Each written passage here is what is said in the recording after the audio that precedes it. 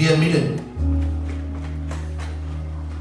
predicaba el jueves, pero el Espíritu Santo tenía otros planes. Y es bueno saber dejarse guiar por el Espíritu Santo. Porque dice la palabra que es el que nos lleva y nos conduce a toda la verdad. Amén. Gloria al Señor.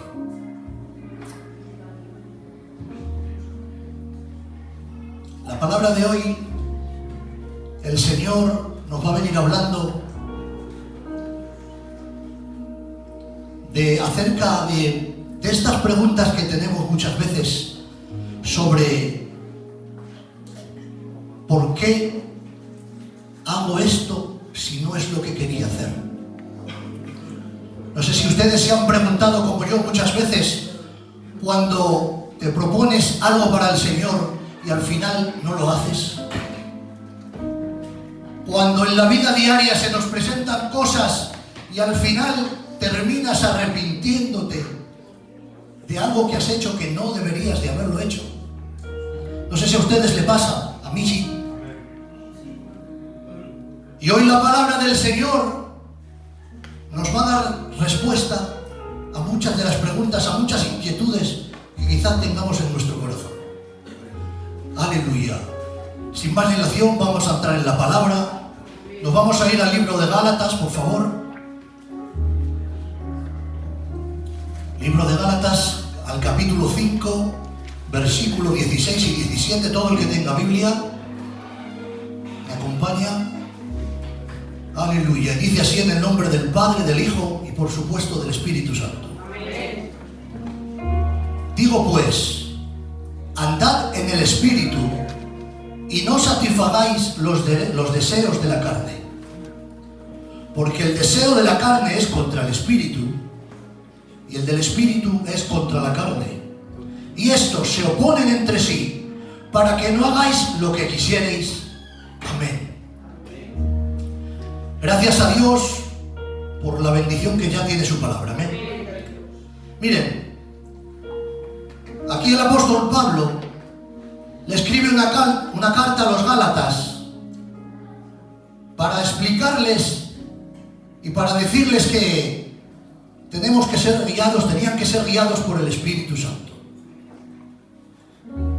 Y Pablo lo describe como una batalla, una guerra, una lucha diaria. Porque eso es lo que es ser un hijo y una hija de Dios. Vivimos en una batalla. La mayoría podemos pensar, hermanos, que nuestras luchas vienen de lo exterior, que tenemos que lidiar con la vida, que tenemos que lidiar en nuestras relaciones, en nuestros trabajos. Y es cierto que con la ayuda de Dios tenemos que luchar con la vida. Pero la palabra hoy nos va a enseñar que cada mañana despertamos en medio de una guerra invisible, que no se defiende con armas de fuego, ni en un terreno lejano, sino que a esta batalla se le hace frente en lo más íntimo de nuestro propio corazón. Miren, me gustaría por unos momentos que se acordaran ustedes del mejor día de sus vidas. Ese día en el que recibimos la palabra de Dios en nuestra vida. Cuando Jesús vino a nosotros. En esa primera toma de contacto, Dios nos hizo de su propiedad. Y como adelanto y depósito de garantía de nuestra herencia eterna, nos selló con el Espíritu Santo. Dice Efesios 1:13. Habiendo oído la palabra de verdad, el evangelio de vuestra salvación, y habiendo creído en él, fuisteis sellados con el Espíritu Santo de la promesa, que es las arras de nuestra herencia. Amén. Miren, les he hecho recordar el día que el Espíritu Santo vino a morar en nosotros. es ahí cuando empezó la lucha entre estos dos reinos. El espíritu y la carne son dos ejércitos que luchan por conquistar la batalla de nuestra alma.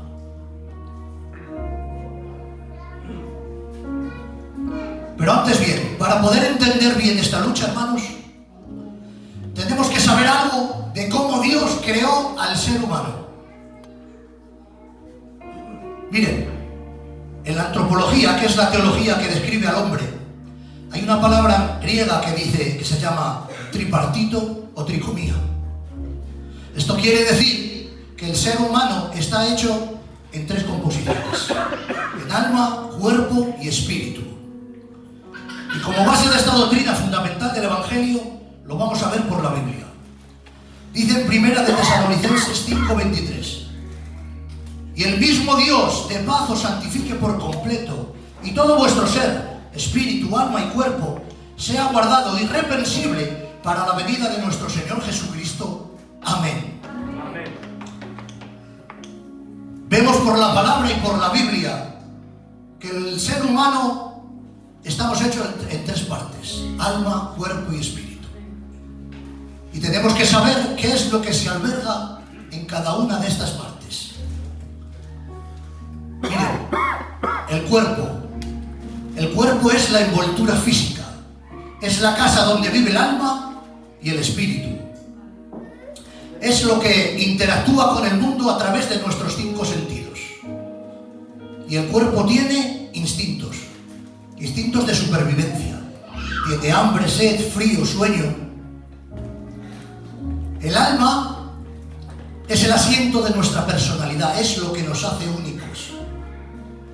Es el puente entre el cuerpo y el espíritu. Y el alma tiene tres facultades. En el alma se encuentran la mente, las emociones y la voluntad. En la mente está el intelecto, nuestros pensamientos, nuestro razonamiento. En las emociones son nuestras respuestas afectivas, que son nuestros sentimientos de amor, de odio, de tristeza, de alegría. Y en la voluntad está la capacidad de elegir y decidir los impulsos del cuerpo o la voz del espíritu. Y ahora bien, como tercera parte, el espíritu. El espíritu es la parte más profunda del ser humano. Es lo que nos diferencia de los animales. Nos permite tener comunión con Dios. Y el espíritu también tiene tres facultades: la intuición, la conciencia y la comunión. En la intuición es lo que nos permite recibir lo espiritual. La conciencia es el sentido interno del bien y del mal que Dios puso en el hombre. Y la comunión es la capacidad de adorar, la capacidad de orar y percibir la presencia de Dios. Y es aquí en el espíritu donde viene a morar el Espíritu Santo. El espíritu que Dios puso en el hombre no es el Espíritu Santo. El Espíritu Santo viene a nosotros cuando le aceptamos. Y lo dice Romanos 8:16. El Espíritu Santo da testimonio a nuestro espíritu de que somos hijos de Dios. Amén. Ahora bien, dice el texto: andad en el espíritu y no satisfagáis los deseos de la carne. Cuando Pablo está aquí hablando del espíritu, tenemos que saber que está hablando del Espíritu Santo. Y cuando está hablando de la carne, no está hablando del cuerpo, sino que está hablando de esa naturaleza pecaminosa que vive en nosotros. Esa naturaleza que se quedó en el hombre desde la caída de Adán. Esa naturaleza pecaminosa es la que nos inclina hacia el egoísmo, hacia la rebelión, hacia la independencia de Dios. Es aquello que quiere influenciarnos para hacer mal, para hablar mal y para comportarnos mal. Esta vieja naturaleza, que aunque ahora tenemos al Espíritu Santo en nosotros, no se fue del cuerpo cuando vino el Espíritu Santo, sino que por lo contrario, encima levanta barreras para luchar contra él. Cuando aceptemos a Cristo, fuimos regenerados y nacimos de nuevo. Pero la vieja naturaleza sigue ahí. Por eso dice el texto, porque el deseo de la carne es contra el espíritu y del espíritu es contra la carne. Y estos se oponen entre sí. Esto quiere decir, hermanos, que cada vez que sentimos el conflicto de cuando hacemos algo mal, cuando nosotros sentimos dentro de nosotros esa rabia, esa impotencia y esa tristeza, eso no significa que seamos malos cristianos, sino todo lo contrario. Eso quiere decir que somos cristianos reales. Porque el inconverso, el que no tiene al Espíritu Santo, no le duele cuando falla a Dios. Por eso cuando nosotros sentimos esa angustia, esa rabia, esa impotencia de haber hecho lo que no queríamos hacer, nos duele porque tenemos al Espíritu Santo dentro. Aleluya.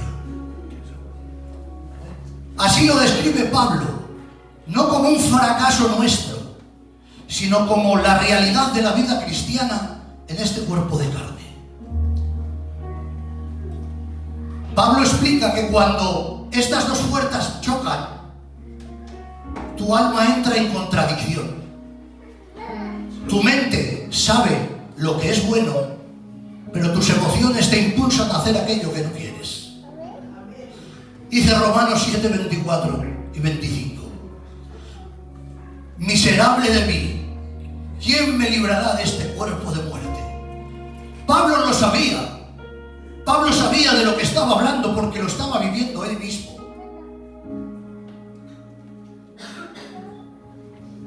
Sin la ayuda del Espíritu Santo, el alma es esclava de la carne. El alma quiere libertad, pero la carne es más fuerte que la voluntad humana. En nosotros va a predominar aquello que decidamos alimentar más. Si alimentamos la carne, va a predominar la carne, pero si alimentamos el espíritu, va a predominar el espíritu en nosotros.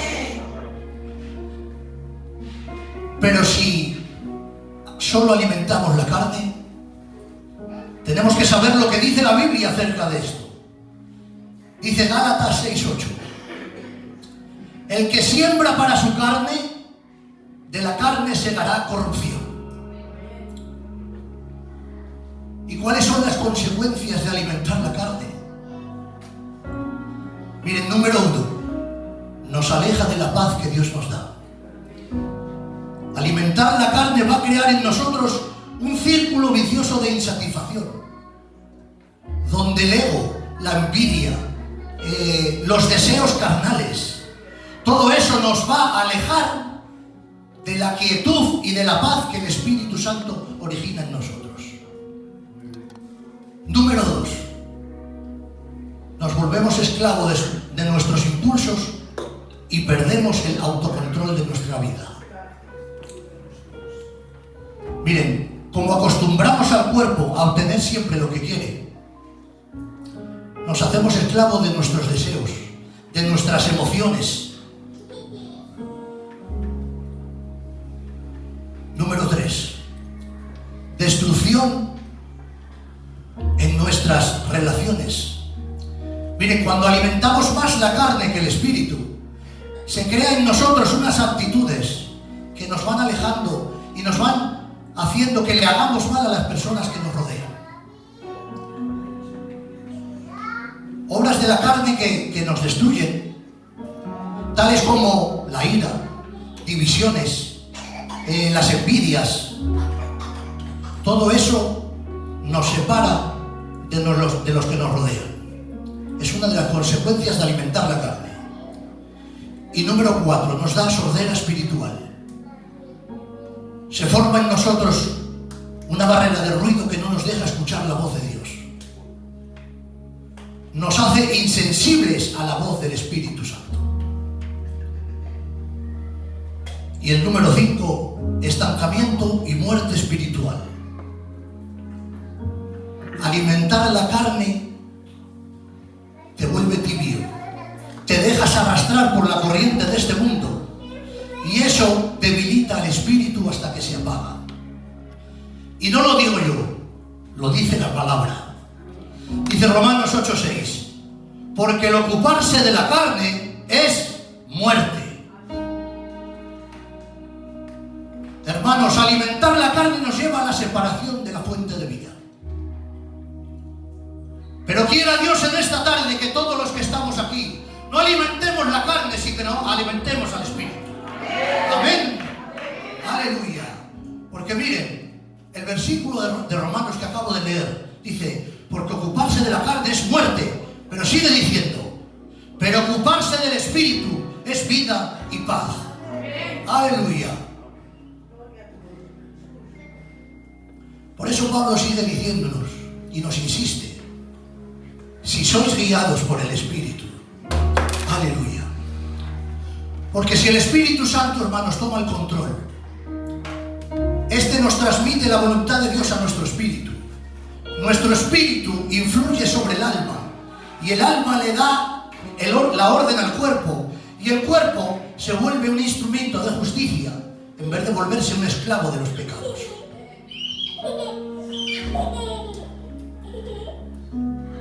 Aleluya. Pero tenemos que preguntarnos, hermanos, ¿cómo podemos alimentar más el espíritu que a la carne?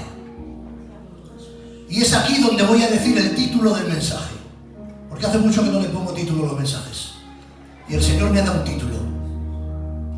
El título es Divide y vencerás.